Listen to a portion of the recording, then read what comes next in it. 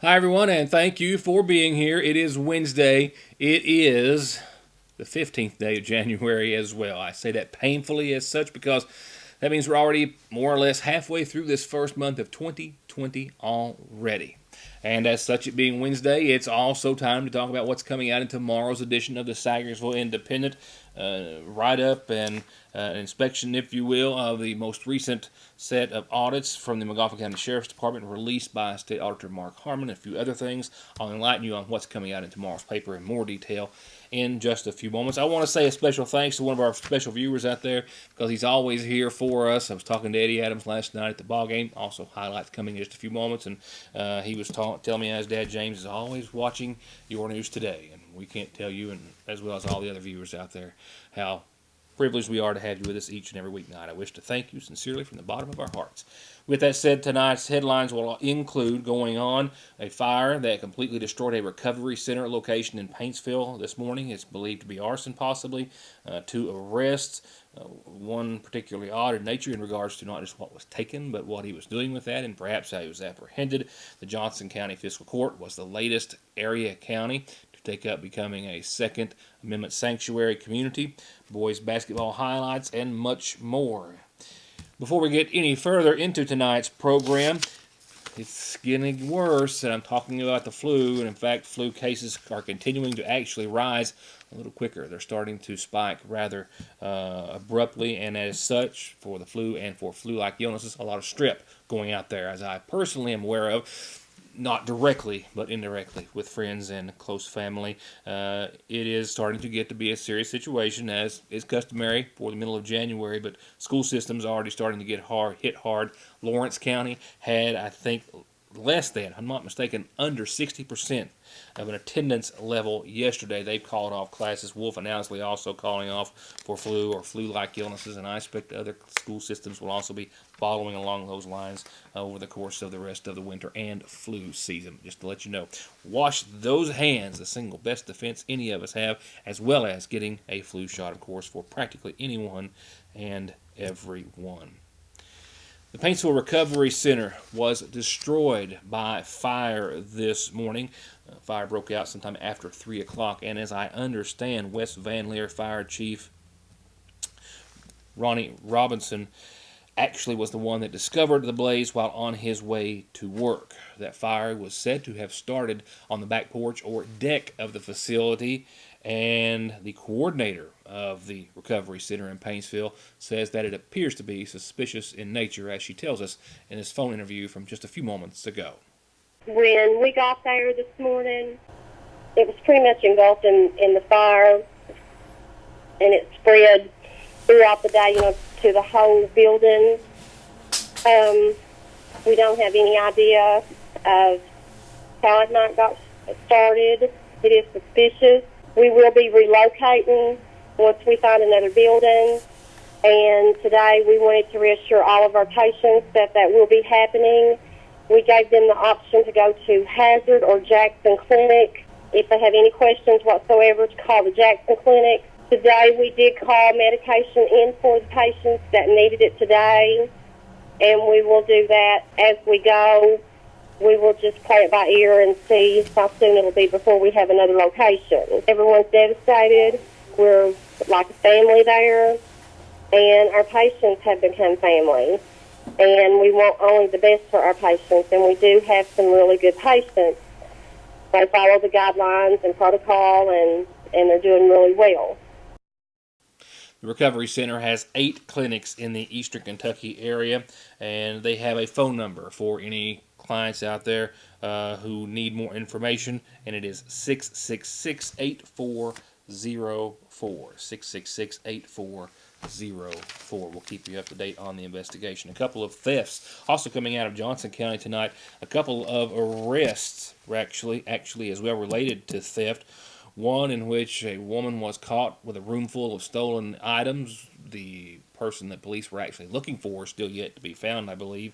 And a second arrest involving a man who stole a camper valued at tens of thousands of dollars, and it appears as though he may have gotten caught with the stolen camper after he was selling items on Facebook from inside it.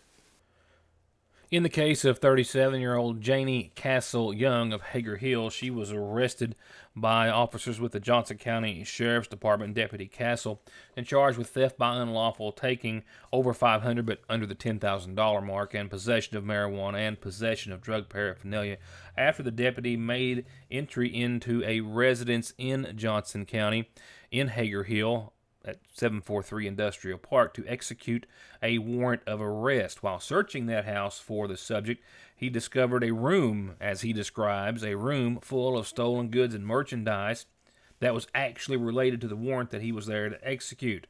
And while he was unable to locate the subject he was exactly looking for, who was unnamed in this document, he did find a quantity of some marijuana, roaches, and drug paraphernalia related with meth use as well. Janie Castle was at the residence and placed under arrest, and she was charged with theft by unlawful taking and possession of drug paraphernalia and possession of marijuana, and taken to the Big Sandy Jail, where she is so far the first one to be lodged on the ongoing investigation. In the case of 29-year-old Leonard Blair of Hager Hill, he was arrested around the same time yesterday afternoon, around 1:20 or so, on Main Street in Paintsville by the Paintsville Police Department after they were executing a complaint warrant for court. Jonathan Holbrook of the Paintsville PD had obtained an arrest warrant after conducting an investigation that he says started on January the 11th, just a few days ago in Johnson County, when he says that this man, Leonard Blair, stole a camper estimated to be worth some $30,000 that belonged to a Hayden individual, a Jeremy Hayden. And according to police, Blair stole the camper, then took the stolen camper to his sister-in-law's residence, and then was placing items inside the residence, we believe this might be how he was apprehended, for sale on Facebook. Selling items on Facebook in a $30,000 stolen camper. So far, he's charged with theft by unlawful taking over $10,000, with possible other charges to follow. Has Logan Corporation got a deal for you? So the next time you need one, you have one. The fact is that Logan is manufacturing so many dump bodies that they're closing out forever their stock on brand new Honda generators and water pumps. They've got over 50 brand new units in the box with the factory warranty on sale right now at prices you can't find anywhere. 2-inch pumps, $300 and $400 off. 3-inch pumps, 4-inch water pumps, trash pumps, Honda generators, the quiet portable EU series, and the 1,000 and 2,000 watt models. Hundreds of dollars off. You can get an EU 1,000 25-pound generator for $642. Save almost $1,000 on their big EB 6500 generator, with many more models available, all at prices lower than anywhere you're going to find online or elsewhere. Guaranteed. At Logan Corporation, while they last. Pick a game, any game day. Any game day means it's a great time for a party tray from your Sagersville Lee's Famous Recipe. That's right, all the buffalo wings, crispy, hot and spicy wings, hot, fried pickles, cheese sticks, little mini corn dogs, jalapeno poppers, double dippers, all perfect for game day at your Sagersville Lee's. We've got the big college championship next week. You've got the Cats in the middle of their season. We are in the middle of high school basketball. Pick a game, any game. They're all perfect for a party platter. A big, monstrous tray of appetizers, perfect for any game or any gathering at your Sagersville Lee's Famous Recipe.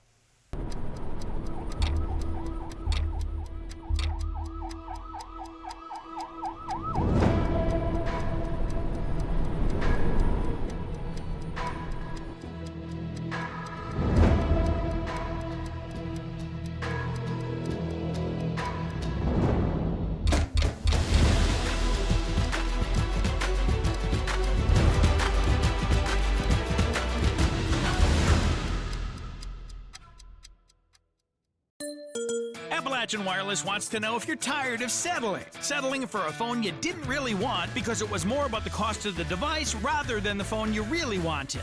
Well, Appalachian Wireless has the solution, and it's called the Appalachian Advantage. With Advantage, every phone model is back on the table because you only have to pay the taxes on the device you really want. Many of our hottest smartphones are less than $50 up front, then a few extra dollars on your monthly bill. With Appalachian Advantage. Payment agreement is required. See store for complete details. Don't drive or let your family drive in this or this before doing this. Stopping at Conley Tire in Staffordsville for brakes, oil, alignment, and of course, tires. Thousands of tires in stock every day to fit anything with 6 months no interest financing and over 33 years of quality service with a smile.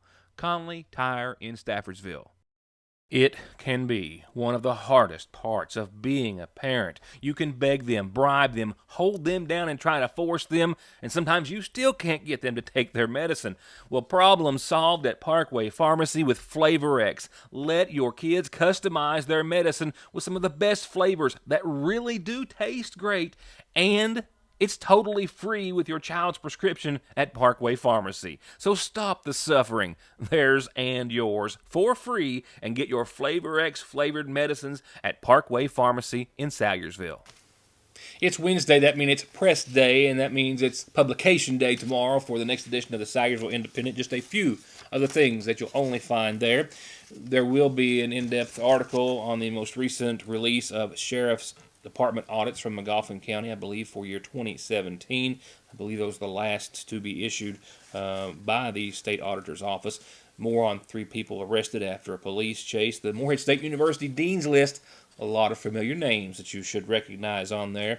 In our old page, we'll take you back to 1988, thanks to our sponsor, Grover Arnett Attorney at Law. And we'll go back to bingo night at Bella Joe's back in 1988. And the Harold Whitaker Middle School has a big archery win under their belt. McGoffin County High School dance took first place in the regional competition. A lot of other sporting news and reports and things you won't even see here on the program. It takes you watching your news today and getting the Salyersville Independent to get caught up on everything in and around Salyersville and McGoffin County. So we hope you get an edition first thing tomorrow. With that said, our next report goes back to Johnson County, where Johnson County is the latest to take up a topic many other local governments are.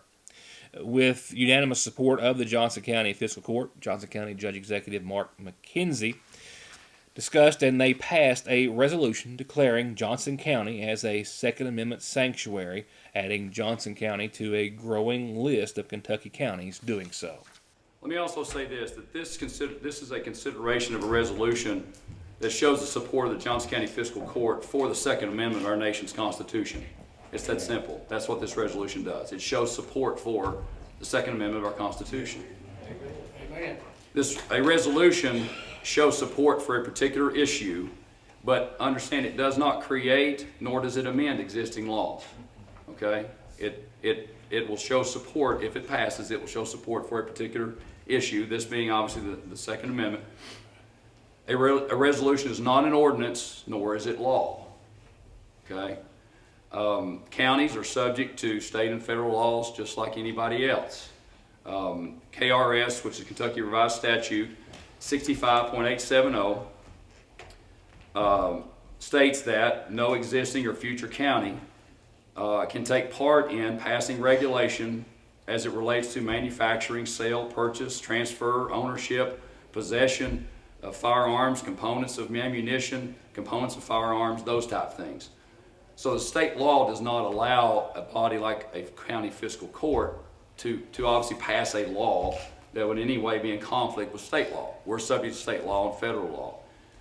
And so I think it's important also too that we recognize that that a passage or an approval of a resolution like this does not change existing restrictions in places or locations such as, say, the Judicial Center or our school properties or any other places of business that are permitted by law to restrict firearms on their properties. This resolution doesn't change that.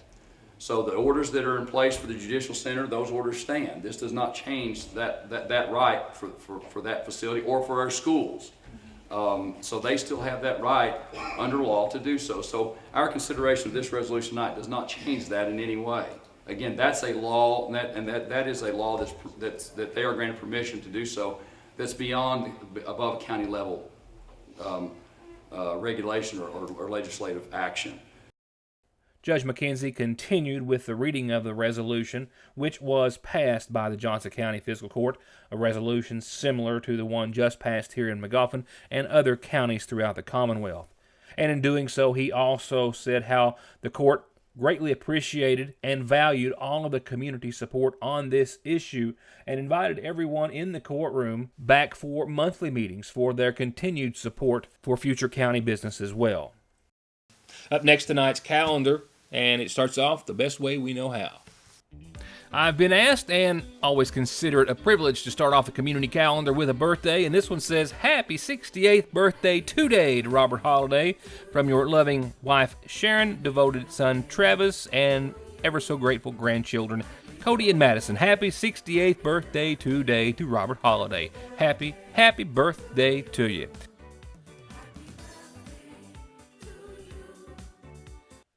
And just a couple of quick reminders as we go on to the rest of the calendar. Don't forget the Water Into Wine Food Pantry. Senior Day is tomorrow, 12:30 till 4.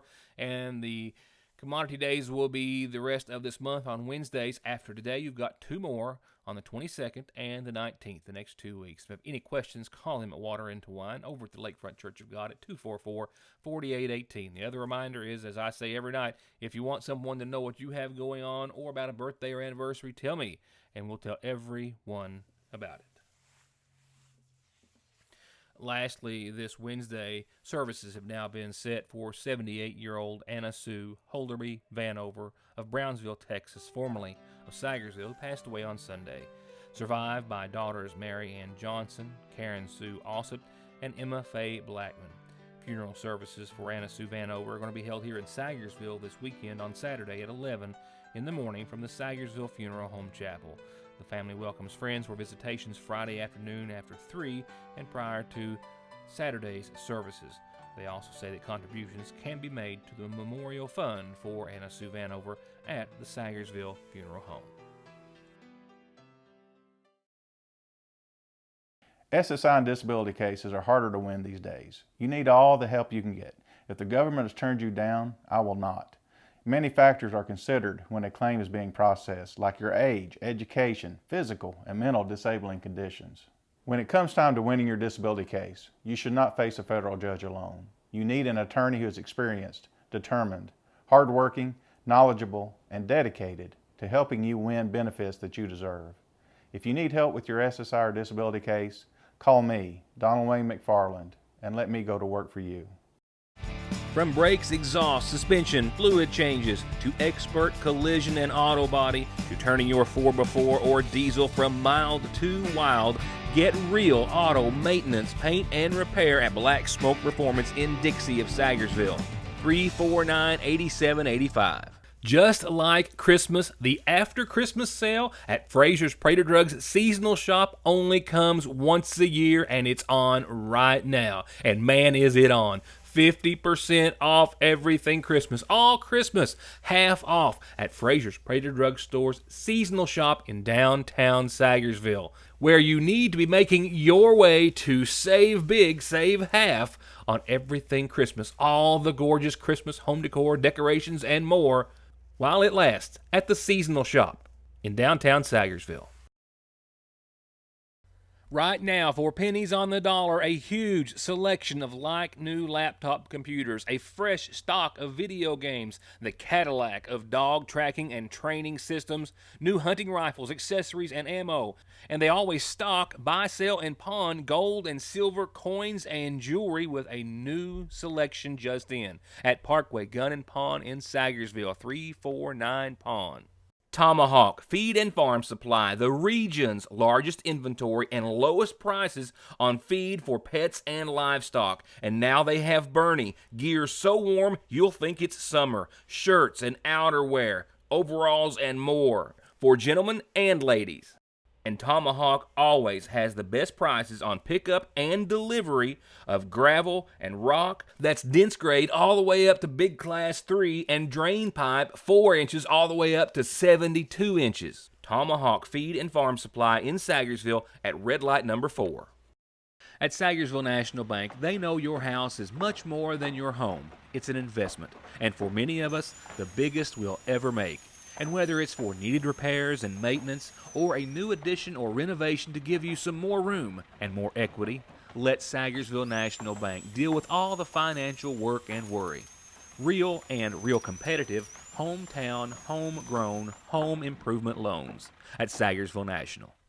Now in sports tonight, coming off that painful loss to Martin County here at home for the Hornets on Monday night of this week. Last night, they were home again hosting Letcher County Central. Magoffin County 8-7 coming into last night's game, looking to stay above that even mark on the season.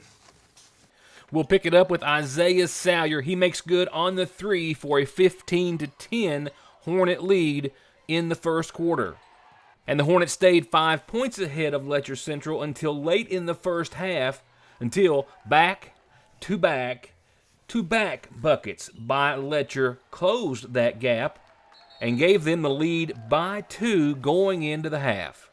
And coming out, the Cougars went up by 6 until the last 30 seconds of the third quarter, until Barnett gets it into Bailey, who gets it into the basket. And as the third quarter ticked away, Barnett steals and runs in for the right-hander to beat the bell, 56-58, Cougars still by 2 starting the fourth.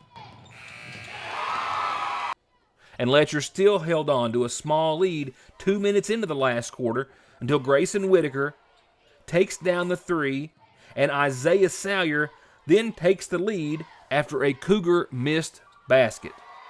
And from there, the game stayed within 6 points, but Letcher Central made another run at Magoffin County, and this wild basket with the foul made it a 1-point game at the 3-minute mark. But Magoffin County held on to this one, and I think they did it completely from the free throw line from here on out. So with that, the boys now go to 9-7. They are still 0-2 in district action. Their next district game looks to be against Central. That is a home game that is actually set for the 20th. With that said, the boys are in action. I can confirm and just about guarantee we're traveling back to Belfry, and we're doing so tomorrow night. Tip-off set for 7:30 if anyone wants to make the journey with us for the 7th time this season. Here's tonight's weather forecast as we spoke of last night. 2 cold fronts they're in, and both of which leaving us with something thereafter as well. Colder air and some sunshine. We've got showers, though, to talk about first, and some thunderstorms. For the rest of tonight, dry for a few hours, but showers and possibly thunderstorms likely after midnight, and some showers lingering throughout the early morning hours. We'll see mostly cloudy skies, and we should fall down to around 39 tonight. Winds out of the southwest, 8 to 10 on average, up to 20-21 miles per hour. Rainfall amounts, not great. A quarter of an inch would be heavy, I think, excluding any thunderstorms that might put down a lot of rain in a short amount of time. Rains and any thunderstorms should be over during the overnight. I mean, tomorrow we're going to see skies gradually become sunny. We won't see 64, we'll see 44 tomorrow, with a slight wind coming a little brisk, considering it's 44, out of the west-northwest, anywhere from 9 to 15 miles per hour. For your Thursday night, partly cloudy, 24 degrees tomorrow night. That's really where we should be. It is the middle of January. Friday still holding on to the 30s at around 39 under mostly cloudy skies. Your Friday should be dry, colder, and cloudy, with Friday night late, maybe a chance of some rain, maybe snow. We'll hit around 35. We'll be right in that bubble as far as any precipitation is concerned. Nothing to accumulate at all. And for your Saturday, we warm back up to the point we'll see an all-rain event for your Saturday. In fact, a likelihood of rain to the tune of 90%. That's a likelihood. And rain likely into your Saturday night as well. Highs, a pretty good swing for your high and low. 52 for your high Saturday, 28 for your low tonight. That next cold front takes a hold of us Saturday night with that rain likely, and will be leaving us partly sunny and in the mid-30s for your Sunday. Sunday night, right at 20 degrees, flirting with the teens for the very end of your weekend. Monday, Martin Luther King Day, mostly sunny and colder still, 31, and 20 again Monday night for nighttime lows. We're going to stay dry for several days thereafter, starting on your Sunday, but we're going to stay cold as well.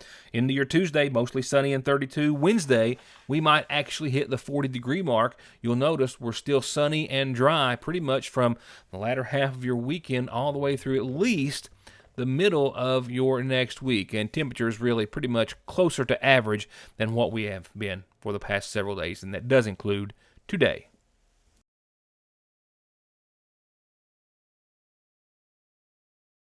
It's going to wrap it up for this Wednesday. Hope you pick up an edition of the Sagersville Independent tomorrow, and then join me back here tomorrow night for more of your news today. Good night, and sincere thanks as always for watching.